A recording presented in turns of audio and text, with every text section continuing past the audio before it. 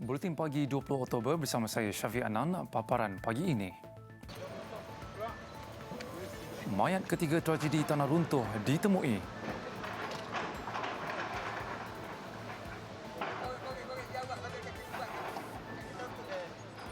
Kanak-kanak perempuan 3 tahun antara dua kemalangan.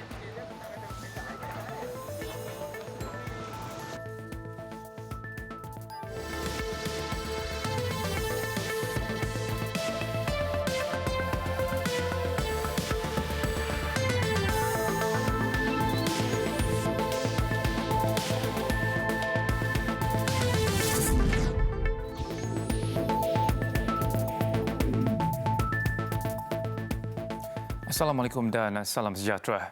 Projek lebuh raya berkembar Bukit Kukus di Relau Pulau Pinang akan diteruskan dengan langkah keselamatan dan pemantauan yang lebih rapi. Ketua Menteri Chow Kon Yeow berkata projek berkenaan tidak boleh dihentikan hanya kerana bencana yang terjadi, namun langkah penambahbaikan akan dipertingkatkan. Mana-mana kejadian projek pembinaan adalah dikesali, tetapi projek perlu dijalankan dalam keadaan yang lebih prihatin terhadap keselamatan tapak. Itu pendirian kita. Terdahulu, beliau melawat tempat kejadian dan mendengar taklimat dari pasukan mencari dan menyelamat. Tambahnya, tiada kerja-kerja pembinaan dijalankan ketika kejadian tanah runtuh. Jabatan Keselamatan dan Kesihatan Pekerjaan DOSH telah mengeluarkan arahan memberhentikan kerja bagi projek lebuh raya itu.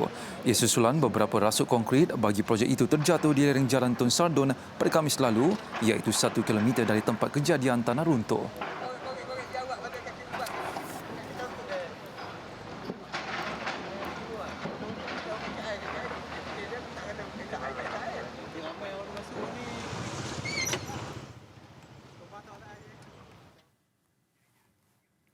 Sementara itu, Ketua Polis Negeri Dato' A. Tai Vigam berkata jumlah mangsa yang hilang masih belum dapat dipastikan.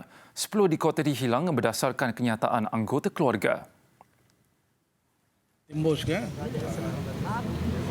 Jadi kita pun tidak harap tidak banyak lagi lah. Yang kita tahu hanya ada 3 lagi. Itu pun daripada kata-kata orang yang hidup kan. 4 ekor anjing pengesan dari unit K9 dibawa dari ibu negara untuk membantu operasi.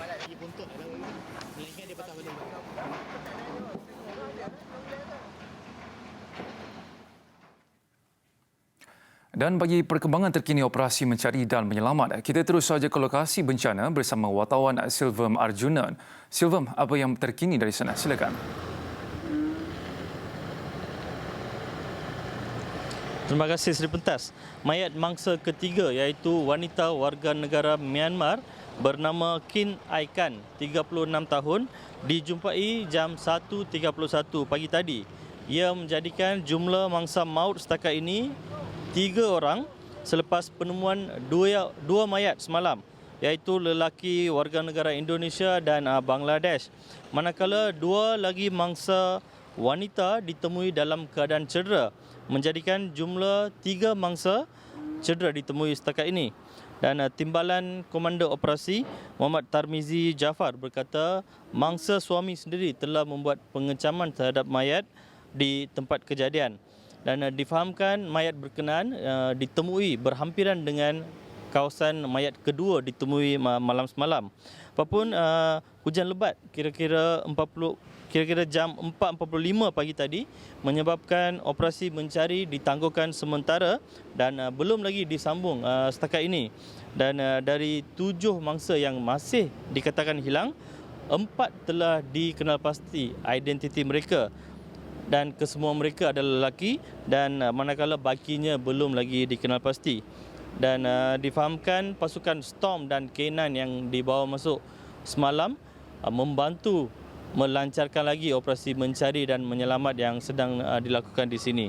Dan itu saja laporan saya dari lokasi tanah runtuh Bukit Kukus. Kembali ke Seri Pentas.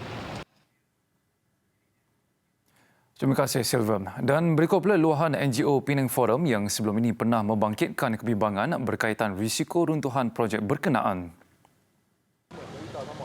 Menurut jurucakap Penang Forum, gabungan berkenaan sering mengingatkan kerajaan negeri mengenai masalah projek di lereng bukit. Ini susulan tragedi tanah runtuh di projek perumahan Granito di Lembah Permai Tanjung Bunga pada tahun lalu yang mengorbankan 11 nyawa. Namun mereka mendakwa amaran dan peringatan itu masih tidak diendahkan sehingga tragedi itu kini berulang. Exactly happened. But certainly it shows the risk involved when you tamper with nature. And particularly I know that when our monitoring capacity, right, is so weak. Di Pulau Pinang ini sudah jadi macam selalu. Ya, nampaknya apa yang jelas bila kerajaan negeri dan lain-lain yang semasa dia yang hebat ya, pembinaan di atas hill slope. Kita sudah banyak kali ada amaran. Amaran yang Granito di Tanjung Bunga sudah berlaku. Ada inquiry sudah ada. NGO terbabit yang memantau projek-projek di lereng Bukit Kukus telah menerima aduan penduduk mengenai pembersihan hutan di tapak projek berkenaan. Dua laporan dihantar kepada kerajaan negeri namun didakwa tiada tindakan.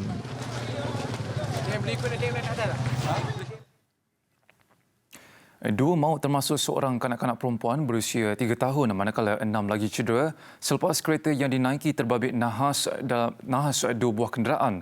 Kemalangan berlaku di kilometer 71 Jalan Kuala Terengganu Kampung Raja di Kampung Saujana Setiu kira-kira jam 5.50 petang semalam. Nahas dipercayai berlaku selepas kereta kelisa dari arah Kampung Raja menghala ke Kuala Terengganu telah bertembung dengan proton Iswara dinaiki 6 mangsa. Insiden menyebabkan Ahmad Nazminuddin Lokman 18 yang memandu perdua kelisa maut di tempat kejadian. Manakala Nur Aisyah Rania Muhammad Faizal 3 tahun yang menaiki proton Iswara maut kira-kira jam 8.41 malam ketika menerima rawatan di Hospital Setiu. Pertembungan itu juga menyebabkan 3 lagi penumpang perdua kelisa tercampak keluar daripada kenderaan. Bapa saudara Ahmad Nazminuddin Zainuddin Mak Yusof berkata, dia menyangkakan anak saudaranya hanya mengalami kecederaan ringan susulan kemalangan itu. Ketua Jabatan Siasatan dan Penguatkuasaan Trafik Negeri Superintendent Abdul Razak Hassan mengesahkan kejadian. Mangsa dihantar ke unit forensik Hospital Setiu untuk bedah siasat manakala mangsa yang cedera turut menerima rawatan di hospital sama. Kes disiasat mengikut Seksyen 41-1 Akta Pengangkutan Jalan 1987.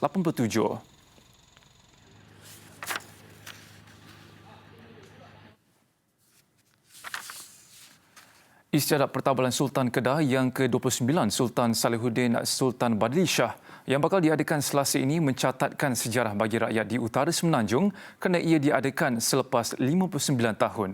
Selepas sempurna istiadat meletak kerja di Balai Besar, istiadat ziarah makam di Makam Diraja Langgar dan istiadat siram tabal di Istana Anak Bukit, pagi ini istiadat perarakan dan perbarisan kehormatan sempena pertabalan akan mengambil tempat. Dan bagi mendapatkan gambaran jelas istiadat bersejarah itu, apa kata kita terus sahaja ke dataran Balai Besar di Alustar bersama wartawan kami, Tunku Nasrul Abadah. Silakan Nasrul. Baik Syafiq, terima kasih. Maka segeralah Raja naik gajah lalu berangkat keluar diiringi oleh segala orang besar-besar. Itu merupakan sedikit petikan dari buku Solatus Solatin ataupun Hikayat Melayu yang menceritakan peristiwa kedatangan Islam sekaligus menjadi inspirasi kepada penganjuran perarakan bergajah dan juga bahtera diraja yang dinamakan Layang Emas pada istiadat perarakan dan perbarisan kehormat sempena istiadat Pertabalan Sultan Kedah ke-29 yang berlangsung pada hari ini.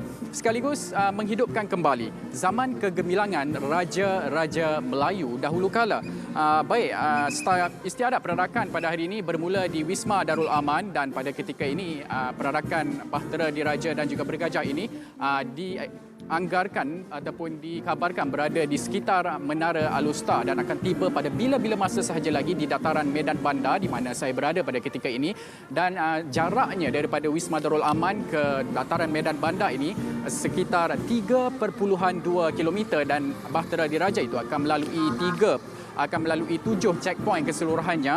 Dan selain daripada gajah dan bahtera diraja ini, perarakan akan turut diiring oleh datuk-datuk bergelar, pancaragam, unit berkoda PDRM dan juga 1,000 pelajar sekolah yang berbaris di tepi-tepi jalan bersama dengan rakyat jelata. Seluruh rakyat jelata negeri Kedah turun beramai-ramai di hadapan Masjid Zahir ini untuk sama-sama menyaksikan istiadat penuh bersejarah di mana kali terakhir dipertontonkan kepada orang ramai 59 tahun yang lalu, iaitu pada tahun 1959. Baik, sebaik keberangkatan tiba ke bawah duli Yang Maha Mulia Sultan Salahuddin Ibni Almarhum Sultan Badli Shah dan Tuanku Sultanah di Medan Bandar ini, Tuanku Salahuddin akan memeriksa hormat diraja dan barisan kawalan oleh Barisan Kawalan Kehormat Diraja anggota Batalion Pertama Regimen Askar Melayu. Baginda Tuanku kemudian akan memeriksa barisan kehormat tersebut dan serentak itu 21 das tembakan meriam akan dibunyikan di sekitar Masjid Zahir ini. Dan seperti yang saya katakan sebentar tadi, rakyat jelata di negeri Kedah berbaris di kiri dan kanan jalan untuk sama-sama menyaksikan istiadat penuh bersejarah ini. Dan hasil pemerhatian saya sejak jam 6.30 pagi tadi lagi, mereka datang beramai-ramai, terutamanya anak-anak muda, generasi muda tidak mahu melepaskan peluang untuk menyaksikan istiadat penuh bersejarah ini. Dan pada ketika ini apa yang dapat saya kongsikan, kerabat-kerabat diraja yang terdiri daripada Tengku Bendahara, Tengku Laksmana Kedah, Tengku Temenggung Kedah dan juga baru saja tiba sebentar tadi Menteri Besar Kedah Datuk Seri Mukhris Tun Mahathir, dan dianggarkan perarakan bergajah itu akan tiba di sekitar dataran Medan Bandar ini sekitar jam 9.30 pagi nanti. Lagi laporan lanjut menyusul pada berita jam 1.30 nanti. Saya kira itu sahaja laporan saya dari dataran Medan Bandar Alustar Kedah ini. Dirgahayu Tuanku.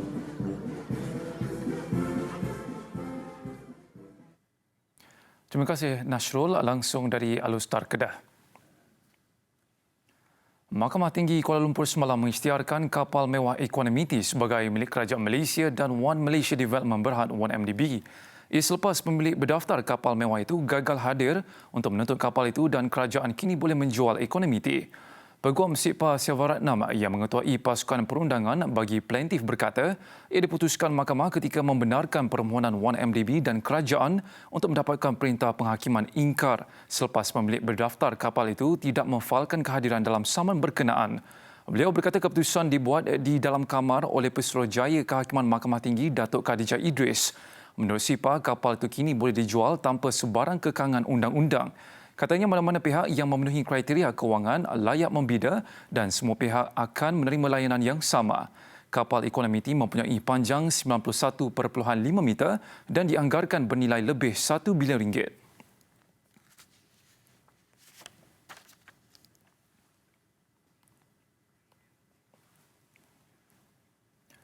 Larangan pelantikan jawatan politik hanya berkuat kuasa membabitkan syarikat milik kerajaan GLC.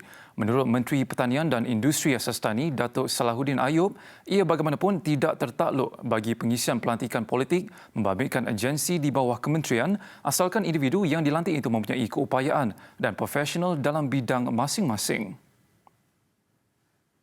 Bukan kita pilih seseorang itu hanya atas mereka itu orang politik, mesti kita lantik orang politik, tak kira dia profesional atau tidak, tak kira dia ada kebolehan atau tidak, asalkan orang kita ataupun dia itu geng baik kita akan lantik. Itu naratif itu tidak kita bawa.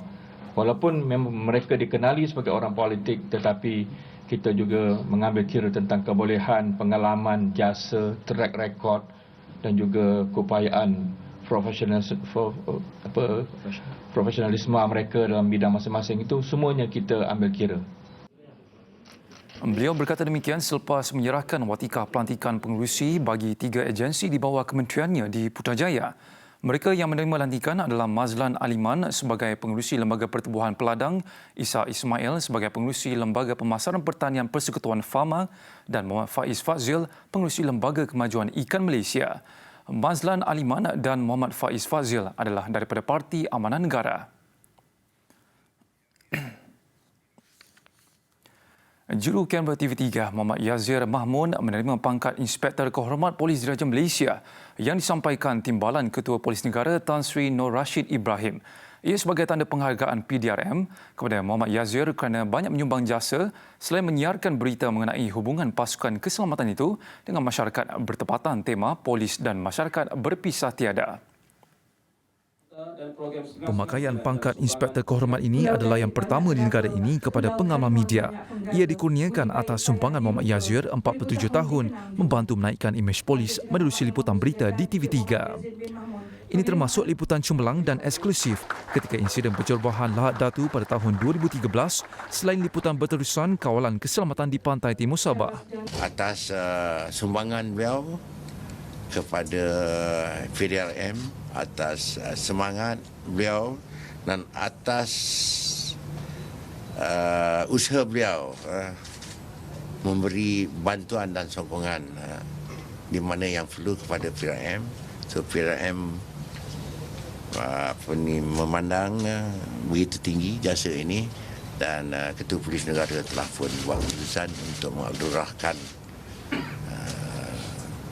pangkat Inspektor Kehormat kepada Encik Yazir bin Mahmud. Bagi saya ini adalah satu anugerah yang amat saya hargai kerana mereka menghargai peranan saya sebagai juru kamera dan juga aktif dalam bidang kewartawanan di segi liputan-liputan jenayah dan juga komuniti masyarakat di Sabah ini.